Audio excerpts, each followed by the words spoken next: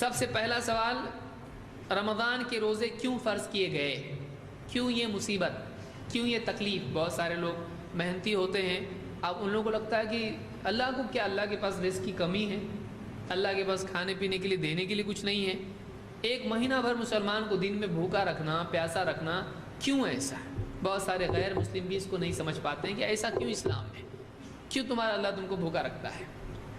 تو اس کا جواب یہ ہے کہ اللہ رب العالمین نے اہل ایمان کی اخلاقی تربیت کے لیے، ان کو تقوی کی تعلیم کے لیے روزے فرض کیے ہیں۔ اللہ تعالیٰ نے خود اس کا جواب قرآن کریم میں دیا۔ اللہ تعالیٰ نے فرمایا یا ایھا الذین آمنوا کتب علیکم الصیام کما کتب علی الذین من قبلکم لعلکم تتقون، اے ایمان والو تم پر روزے فرض کر دیے گئے ویسے ہی جیسے تم سے پہلوں پر فرض کیے گئے تھے تاکہ تمہارے اندر تقوی پیدا ہو، لعلکم تتقون تاکہ تم بچنے والے بن جاؤ۔ بچنے والے بن جاؤ دو چیزوں سے، ایک سبب کے درجے میں، ایک نتیجے کے درجے میں، تاکہ تم بچنے والے بن جاؤ دنیا میں اللہ تعالیٰ کی نافرمانیوں سے، اللہ کی ناراضگی کے کاموں سے، اور انجام کے اعتبار سے تاکہ تم بچنے والے بن جاؤ جہنم سے۔ تو جہنم سے کیسے بچیں گے؟ جب گناہوں سے بچیں گے۔ لیکن گناہوں سے بچنے کے لیے مسئلہ کیا ہوتا ہے؟ آدمی کہتا میں بچنا چاہتا لیکن بچتا نہیں۔ کیوں؟ اس لیے کہ اس کی گاڑی کا بریک پاورفل نہیں ہے، اس کے اندر گناہ سے رکنے کا مادہ اتنا مضبوط نہیں ہے، اس کی رسی اتنی مضبوط نہیں ہے۔ جب بھی اپنے نفس کو کھونٹے سے باندھتا ہے وہ رسی توڑ کے گناہوں کی طرف چلا جاتا ہے۔ کیوں؟ اس لیے کہ رسی کمزور ہے۔ کیا کرنا پڑے گا آپ کو؟ آپ کا جانور ہے، اگر وہ رسی توڑ توڑ کے بھاگتا ہے، آپ کے قصور کس میں ہے؟ قصور آپ کی رسی میں ہے۔ رسی اگر کمزور ہوگی تو بار بار رسی ٹوٹے گی۔ لہٰذا کوئی بھی عقل مند آدمی کیا کرتا ہے؟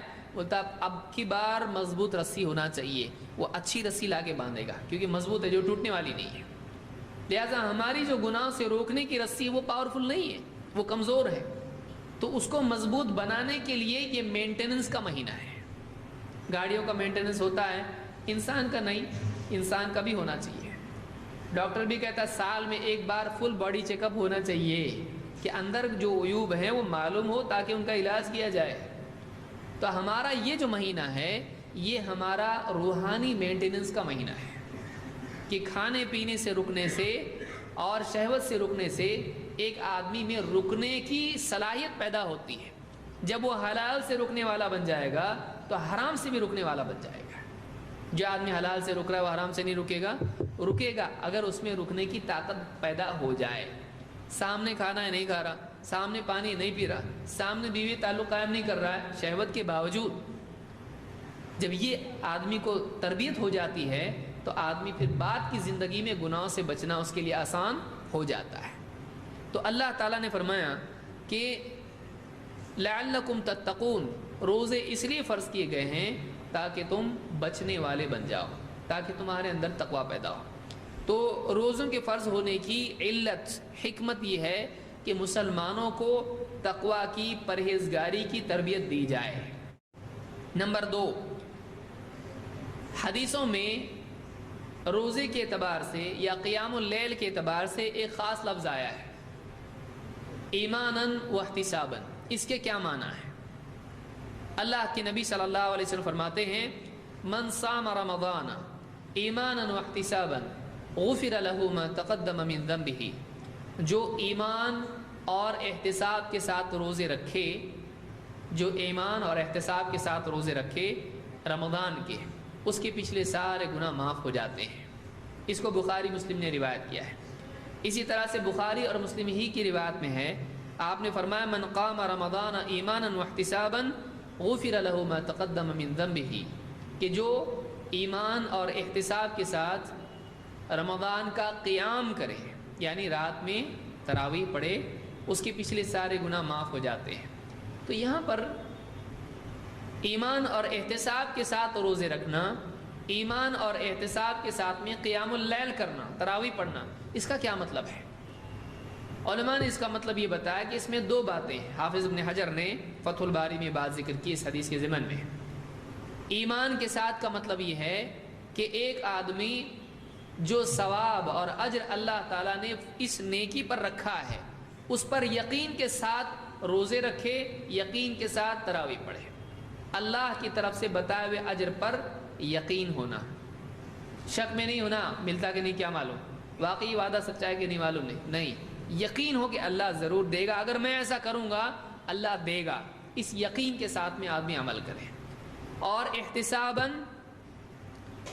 جب یقین ہے کہ اللہ دے گا تو اس کی طلب بھی اندر ہونا چاہیے، دے گا لیکن ٹھیک ہے مجھ کو نہیں چاہیے، ایسا نہیں ہونا چاہیے، اللہ دے گا تو مجھ کو چاہیے، مجھ کو ضرورت ہے اس چیز کی، اس چیز کی طلب میں آدمی نیکی کرے۔ تو ایک تو یقین ہو اور دوسرے طلب ہو، یہ دو چیزیں ہیں جو نیکیوں میں ہونا چاہیے، جس سے نیکیوں کا اجر بھی بڑھ جاتا ہے اور نیکی کرتے وقت میں خود ایک لذت آدمی کو محسوس ہوتی ہے۔ نیکی کرتے وقت میں لذت ہونے کے لیے کیا ہونا چاہیے؟ اس نیکی پر اجر کا یقین، اور اس یقین کے ساتھ اس اجر کی طلب آدمی کے اندر ہونا چاہیے، رغبت اس کے اندر ہونا چاہیے۔ دیکھیے آپ کچھ خریدنے جاتے ہیں، آپ کی جیب میں پیسے آئے اور آپ کو معلوم ہے کہ فلاں چیز بازار میں مل رہی ہے اور میں خرید رہا ہوں، تو اس کے جانے میں بھی مزہ آتا ہے، وہ لانے میں تو اور بات ہے، اس کے لیے جو جا رہے خوشی خوشی آدمی جا رہا ہے، وہ جو جا رہا ہے گاڑی پہ بیٹھ رہا ہے اور کک مار رہا ہے اور جا رہا ہے لانے کے لیے، اس سفر میں بھی لذت محسوس، راستے میں خوش ہوتا رہتا آدمی، جا رہا لا رہا، کتنا خوش ہوتا ہے، ابھی لیا بھی نہیں اس نے، پایا نہیں اس نے، لیکن پانے کی کوشش میں بھی لذت آتی ہے جب اس چیز کے ملنے کا اور اس کی عظمت کا یقین آدمی کے دل میں ہوتا ہے۔ تو ثواب کا یقین اندر ہونا چاہیے اور اس کی رغبت آدمی کے اندر ہونا چاہیے، تو اس نیکی میں خود ایک لذت محسوس ہوتی ہے۔ تو حدیث میں جو بات آئی ہے اس کا یہ مطلب ہے۔